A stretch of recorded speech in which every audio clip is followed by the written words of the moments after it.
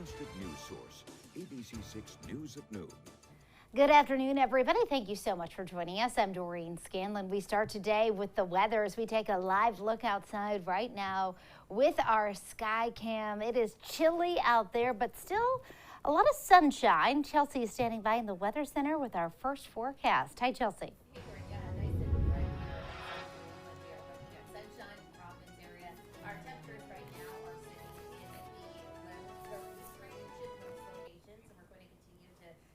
Low 30s range for much of the day today. We're looking at the chance of a little bit of a light breeze that makes us feel a bit cooler at times, but overall we are looking at plenty of sunshine outside right now.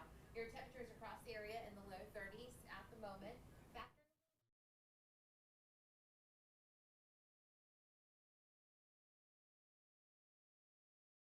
In some locations, but otherwise some sunshine out there.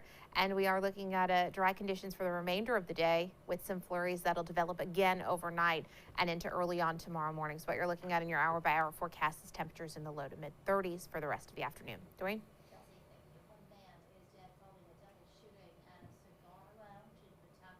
Police say it happened just before 1 a.m. and it stemmed from a fight that started inside the lounge. ABC6 News reporter Laura Puglisi spoke to a witness in nearby businesses. She is live with the latest. Laura? It happened in this parking lot right here behind me. That's the Fab City Cigar Lounge. Police say a fight broke out between the two men. Both were shot and taken to the hospital. One of them died and the other is fighting for his life. Shots rang out on Newport Avenue in Pawtucket early Monday morning. Police say what started as a fight turned deadly after two men were shot outside Fab City Cigar Lounge. I heard them arguing. I heard gunshots. I heard I saw two people laying on the ground.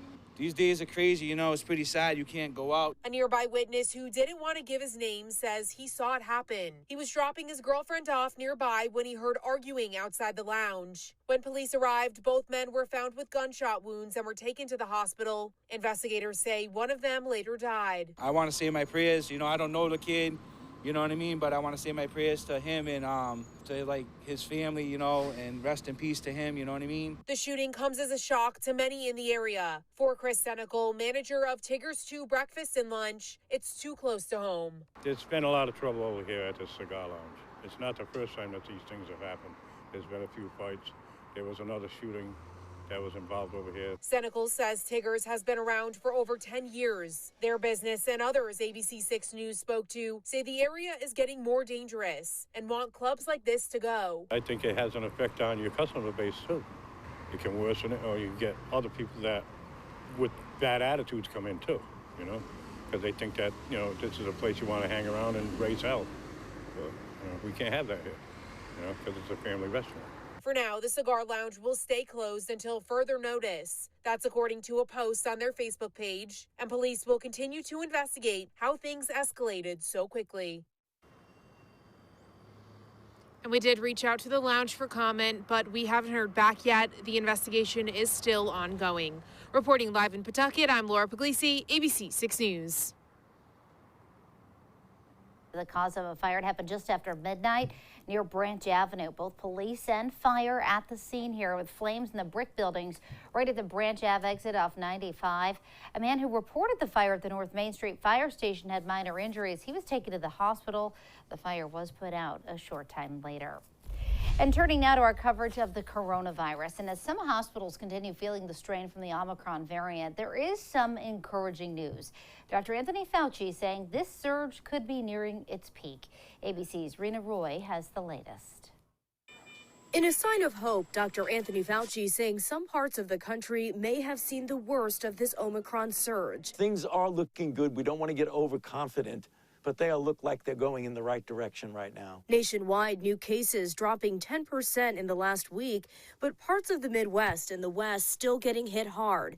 And experts warn that areas with lower vaccination rates may peak later. There may be a bit more pain and suffering with hospitalizations in those areas of the country that have not been fully vaccinated or have not gotten boosters. Health officials stressing vaccines and booster shots are the best defense against severe infection from Omicron. But 86 million eligible Americans are unvaccinated. In Washington, D.C. Sunday, thousands protesting vaccine mandates. In Arkansas, hospital admissions have gone up 30% in the last week. 4 members of the Smith family testing positive, including 19-month-old Vinny, who got very sick from the virus. His family struggled to find an open bed at the local hospital. There didn't seem to be enough people to help everyone that needed it. And overseas in China, officials in Beijing confirming at least 72 COVID infections among Olympic personnel, with the Winter Games now just under 2 weeks away. Rena Roy, ABC News, New York. And this morning, Boston Mayor Michelle Wu says more than 90% of Boston City employees are vaccinated as the city extends its deadline for workers to get the shot. Right now, the policy requires employees be vaccinated against COVID-19 by next Monday. This is the second time the policy has been extended. It eliminates the testing option. And a new state-run coronavirus testing site will open in Middletown this morning. The Rhode Island Department of Health says the site will be at the Middletown Riverhead Plaza. That's the site of a former Benny's store on West Main Road. It is a walkthrough, not drive-through, and it will be open 7 days a week from 8 till 6. An appointment is recommended, and some tests will be reserved for schools and childcare. This location is replacing the test site at the Middletown Knights of Columbus, which is closing.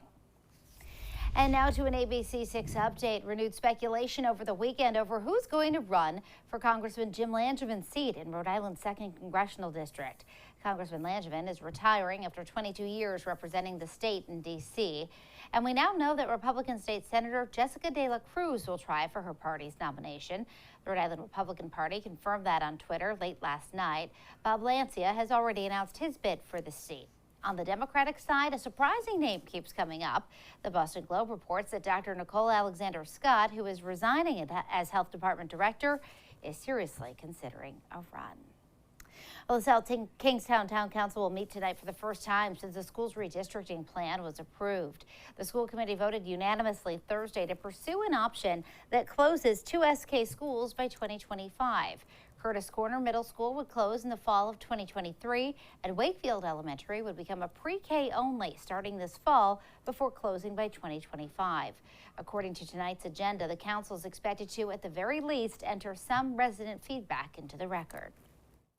We have elementary schools that are half full.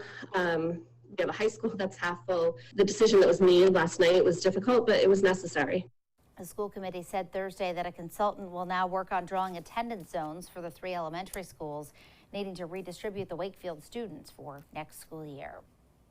Still to come on ABC6 News at noon, tension continues to escalate between Russia and the Ukraine, the big move President Biden is considering. Plus, Beijing ramping up COVID testing after dozens of Olympic personnel test positive. Why this could be a problem for athletes who had the virus months ago. And later, it is officially tax season, while your return might take a little longer this year.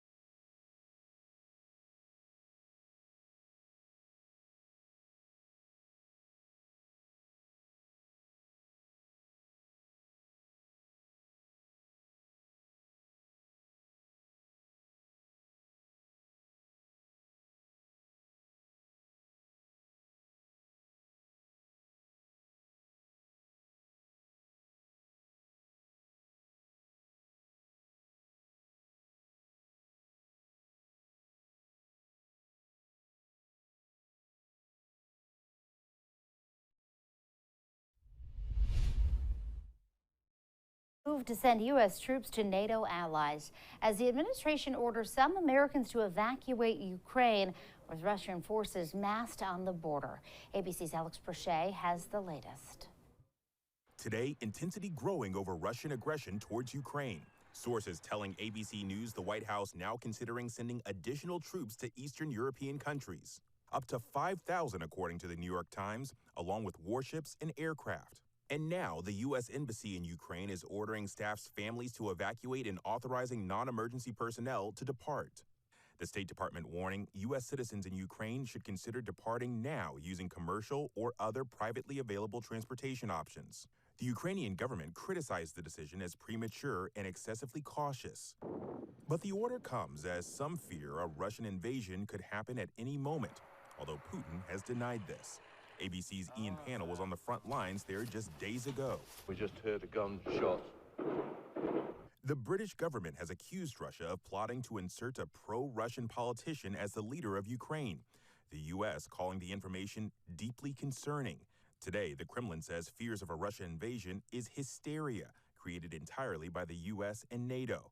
On CNN, Secretary of State Antony Blinken reaffirming the U.S.'s support for the Ukrainian government, saying the U.S. will not tolerate any incursion into Ukrainian territory. If a single additional Russian force goes into Ukraine in an aggressive way, as I said, that would trigger a swift, a severe, and a united response. That could include crippling economic sanctions and possibly restricting Russian access to semiconductors that enable computer and smartphone technology. Russia is saying it will respond to any increased troop deployment, although it hasn't said exactly what that response will be. Alex Prochet, ABC News, Washington. And with less than 2 weeks until the Olympics, Beijing is ramping up COVID testing as dozens of cases have been recorded among Olympics personnel. One Olympic medical expert says these numbers are what they expected, but there are questions about the sensitivity of the test that China is using. Just in the last 24 hours, they've loosened the threshold of what it means to make a test positive, but it is still much tougher than what we're used to here in Europe and in America. This means that it's possible for athletes who had COVID in the last few months to test negative stateside and be positive when they get to China. Well, coming up next, it is officially tax season. The IRS wants to make sure parents are on the lookout for a particular letter. And with the U.S. facing its biggest blood shortage in over a decade, how one donut shop is trying to help get people to donate.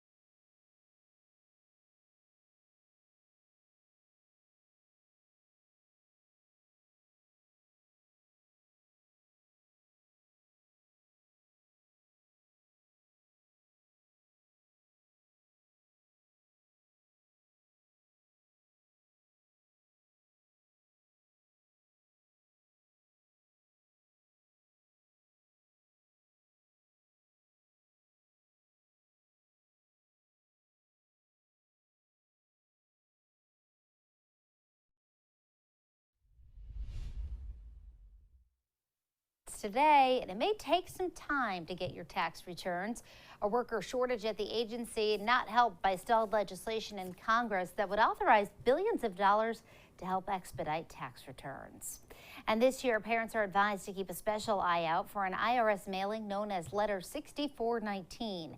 The letter pertains to 2021's Advanced Child Tax Credit, which was paid out from July through December. Families received up to $300 for each kid ages 5 and under, and $250 for children between 6 and 17. Letter 6419 will help parents accurately report the amount of money they received up front in 2021. Well, the District of Columbia has filed a lawsuit against Google today. It alleges the tech giant has used dark patterns to track physical locations, even when users try to block the company's efforts. According to the lawsuit, this happens with all of Google's users, whether you're on an Apple or Android device or just using a computer.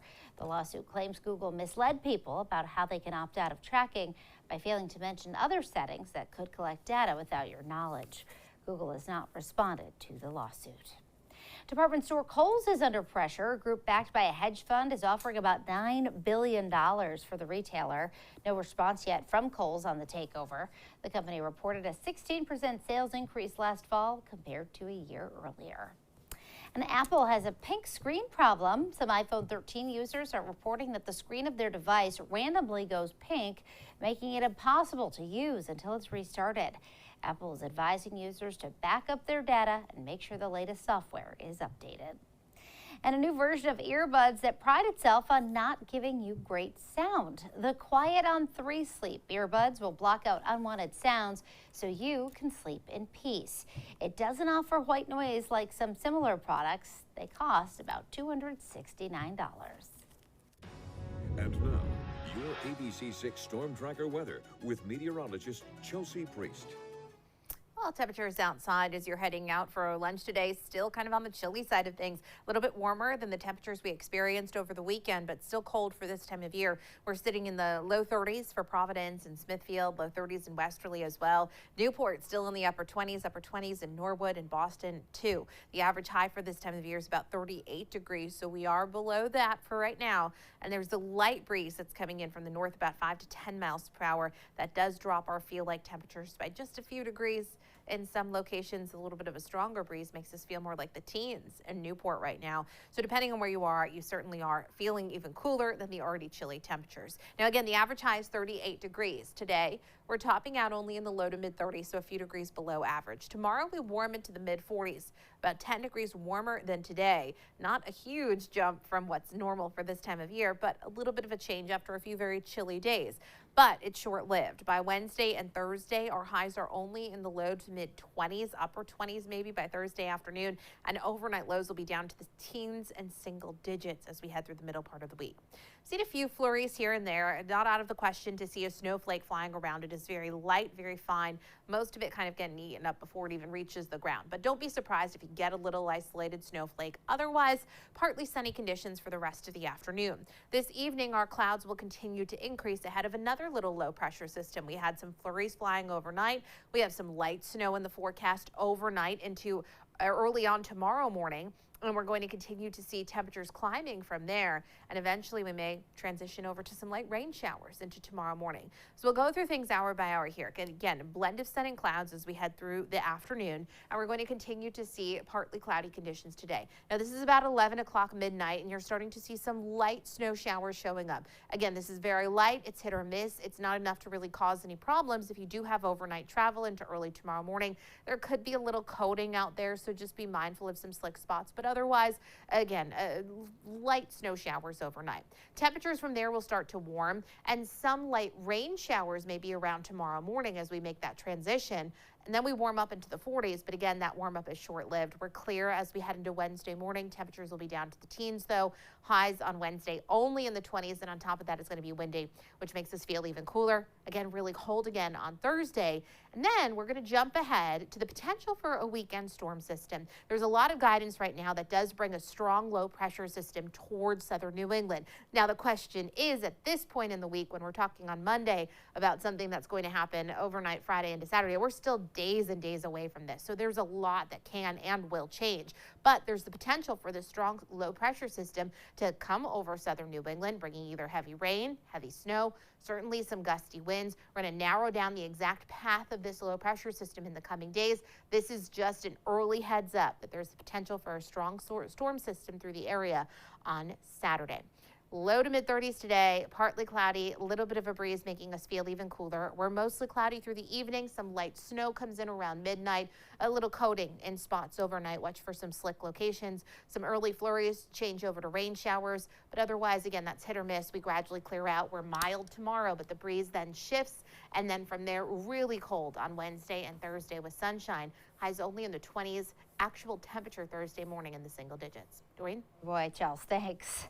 Well, as the U.S. faces its worst blood shortage in over a decade, Krispy Kreme is stepping in to help. Customers who order in person and show their donation sticker or confirm their donation on the Red Cross Blood Donor app can get a free dozen donuts this week. Since March of 2020, the Red Cross says it's seen a 10% drop in donations due to things like canceled drives, staffing shortages, and surging COVID cases. When we come back, after a wild weekend for the NFL, why some fans are wondering if that's the last time we'll see Tom Brady on the field.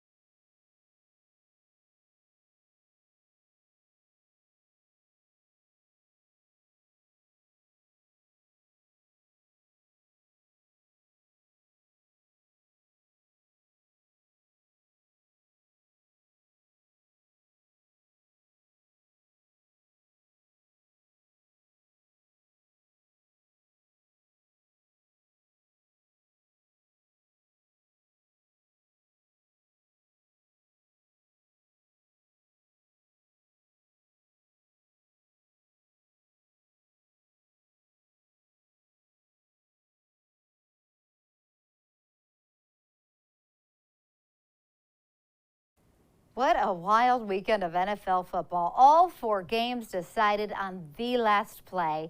And with the LA Rams beating the Bucs, many today are questioning if we've seen the last Tom Brady game.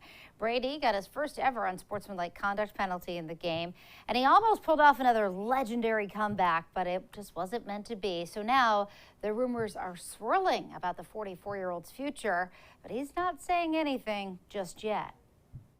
I haven't put a lot of thought into it, so we'll just take it day by day and see where we're at. So I'm thinking about this game and not thinking about anything past 5 minutes from now. ESPN is reporting that sources close to Brady say he plans on taking a month or longer to assess how he feels before making a decision.